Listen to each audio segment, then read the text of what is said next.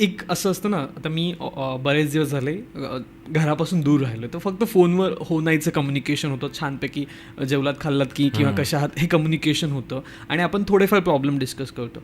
पण ज्यावेळेस लग्न डिस्कस करायची गोष्ट आहे, तर त्यावेळेस मग आपल्या अपेक्षा समोरच्याला कळतीलच का नाही. आणि मग तिथून सुरुवात होते, ओके माझ्या अपेक्षा जर माझ्या आईवडिलांनाच नाही करत आहे, तर ती व्यक्ती मला तेवढी समजून घेईल का, हू शेवर शी ऑर हिम, तर ते होईल का बुवा. तर हा जो आहे पॉईंट, तो कसा तुम्ही दूर कराल, कारण किंवा त्याच्यात कसं तुम्ही हे कराल. कारण ठीक आहे, जसं तुम्ही म्हटलात, आपण बोललो की करायचं आहे, आपण अपेक्षा सांगतो आहे, पण त्याच्यावर खूप सारे काउंटर्स येतात, खूप सारे इफ्स बट्स येतात. हे तू मित्राचंच ऐकलं आहे किंवा हे मैत्रिणीचं ऐकलं आहे, तुझे तर खूप फॉरवर्ड विचार आहेत, असे पण खूप सारे गोष्टी येतात.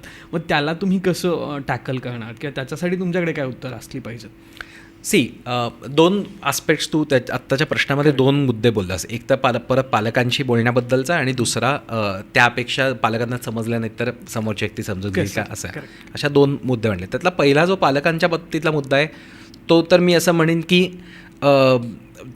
संवादाच्या दृष्टीने तुम्ही काय काय बोलत आहात आणि काय काय आजपर्यंत माझा कुठल्याच प्रकारचा संवाद पालकांशी नाही, आणि अचानक लग्नाच्या निमित्ताने तासभर फोन व्हायला लागला तर संवाद प्रॉब्लेमॅटिक होऊ शकतो. पण आता तू पॉडकास्ट तयार करतो, तू स्वतः इंजिनियर आहेस, राईट?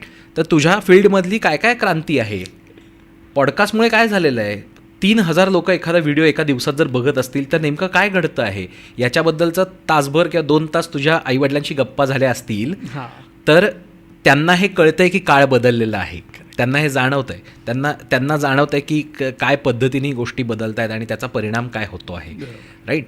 किंवा तुझे मी आधीचे पण पॉडकास्ट पाहिले, तर कोणीतरी घरात काहीतरी व्यवसाय चालू करतो आहे आणि तो एकदम ग्लोबल लेवलपर्यंत आपण सहजपणे पोचवू शकतो आहे, त्यातनं गोष्टी पोचत आहेत. तर हे याच्याबद्दलचाही संवाद आपला होतो आहे का घरामध्ये, या आपल्या एक्सपिरियन्सेसचा, या आपल्या आवडीनिवडींबद्दलचा संवाद होतो आहे का? तू नेटफ्लिक्सवरती एखादी नवीन सिरीज बघितली असशील तर त्याबद्दलचा तुझा संवाद आहे का घरामध्ये, त्याबद्दल तुमच्या गप्पा होत आहेत का? कारण संवादाचा सेतू काय असा अचानक होणार नाही, त्याचे पिलर्स तुम्हाला बांधायला लागणार आहेत. त्यामुळे लग्नाच्या वेळी अचानक त्यांना कळेल आणि असं होणार नाही, कारण त्यांच्या दृष्टीने हे दूरस्थ जग आहे. बरोबर. तू नेटफ्लिक्सवरचा जो कंटेंट कन्झ्युम करत असणार आहेस तो ते बघत नाही आहेत. त्यांनी नाही कदाचित गेम ऑफ थ्रोन्स बघितलेलं, राईट?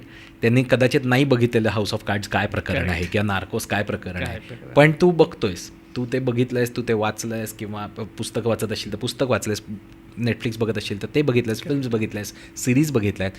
त्यामुळे त्याचा परिणाम तुझ्यावर काय झाला हे तुला माहिती आहे, त्याचं एक्सपोजर तुला माहिती आहे, पण ते त्यांना माहिती नाही आहे आणि ते त्यांच्यापर्यंत पोचलंच नाही. तर लग्नाच्या वेळेचे तुझे बदललेले विचार त्यांच्यापर्यंत पोचत नाहीत. त्यामुळे तू किती बदलला आहेस, तुझे विचार किती बदलले आहेत हे त्यांच्यापर्यंत पुरेशा इफेक्टिव्हली गेलं नसेल, पण लग्नाच्या वेळी एकदम ते पोचलं तर त्यांना जो धक्का बसतो तो असा आहे की अरे माझा मुलगा तर कालपर्यंत बरा होता, हे आता अचानक काय विचार करायला लागला, ह्याच्यावर काहीतरी मित्राचा घाण इन्फ्लुएन्स असणार आहे, राईट? सो तो जो बदलाचा प्रवास आहे, विचारांच्या बदलांचा प्रवास आहे, तो पालकांपर्यंत आधीपासून पोचवा. आधीपासून कम्युनिकेशन केलं पाहिजे. असं नाही होणार आहे की एक दिवस अचानक उठलो आणि आपण लग्नाबद्दलचे आपले क्रांतिकारी विचार काहीतरी मांडायला लागलो. म्हणजे क्रांतिकारी खरं नाही आहे त्यात काहीच फारसं, असं माझं मत आहे, पण त्यांना वाटणार आहे. तर ते विचार मांडत असताना त्याच्यासाठीचा आधीपासनंचा एक मी असं म्हणेन की ग्राउंडवर्क तयार करा. म्हणजे जे अजून ज्यांच्या घरांमध्ये लग्नाचे विषय चालू झाले नाही आहेत त्यांच्यासाठी ते खास टिप आहे की आत्तापासून वेगवेगळ्या विषयांवर गप्पा मारा, की काय एक्सपोजर आहे, काय पद्धतीने त्यांचं आयुष्य बदललं आहे, काय घडतं. आणि नुसतं म्हणजे आपल्या पालकांना आपलं कौतुक खूप असतं की आपण किती काम करतो. म्हणजे आमच्याकडे तर पालक येतात आणि 10-10 तास काम करतो हो मुलगा, किंवा 10-10 तास काम करते मुलगी, आणि काय आत्ता तर प्रमोशन पण झालं आहे. पण त्याच्या पलीकडे जाऊन कम्युनिकेट करणं गरजेचं आहे की त्याच्यामुळे काय घडतं आहे, त्याच्यामुळे आम्हाला काय हवं आहे, आम्ही काय बघतो आहोत. वेगवेगळ्या टर्म्स ज्या आपल्या बोलण्यामध्ये येतात, जे वेगवेगळे जार्गन्स आपल्या बोलण्यामध्ये येतात, रिलेशनशिप्सबद्दल असेल ते बोलणं गरजेचं आहे आणि ते सांगणं गरजेचं आहे, त्याच्याबद्दलची मतं सांगणं गरजेचं आहे, इन्फॉर्मेशन फक्त नाही. तर माझ्या मित्राचं ब्रेकअप झालं फॉर एक्झाम्पल, ही गोष्ट इन्फॉर्मेशन स्वरूपात पालकांना सांगणं किंवा त्यांच्याशी कम्युनिकेट करणं, गप्पांमध्ये सांगणं, आणि त्याच्याबद्दलचं माझं मत काय आहे हे सांगणं, यामध्ये खूप फरक आहे. करेक्ट. तुमचं मत जेव्हा तुम्ही मांडता की अशा पद्धतीने ते झालेलं आहे, मला असं वाटतं की असं व्हायला पाहिजे होतं, मला असं वाटतं की या गोष्टी जरा गडबडल्या, मला वाटतं या गोष्टी सांभाळून घेतल्या असतं, खरं तर त्यांचं नसतं झालं ब्रेकअप. आता हा संवाद असेल तर तुम्ही त्या ब्रेकअपबद्दल बोलत नसता, दोन व्यक्ती एकमेकांबद्दल जास्त सांगत असतात त्या संवादामध्ये. त्यामुळे पालकांना कळतं की तुझं मत काय आहे, तुझे विचार काय आहेत. आणि मग ते लग्नाच्या वेळी एकदम धक्कादायक पद्धतीने समोर येत नाही की अरे बापरे हा काय बोलला आणि हा तर माझा मुलगा असा कसा बोलू शकतो किंवा माझी मुलगी असं कसं बोलू शकते.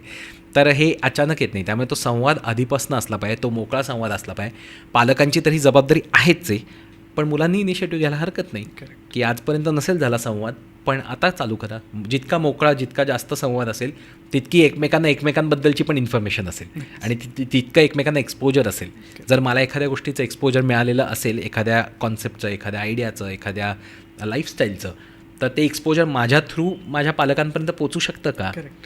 तर ते त्यांना कळणं गरजेचं आहे ना. कारण कदाचित ते उद्या माझ्या आयुष्याचा भाग असणार आहे, ते उद्या माझ्या बायकोच्या आयुष्याचा भाग असणार आहे, कदाचित माझ्या मुलांच्या आयुष्याचा भाग असणार आहे.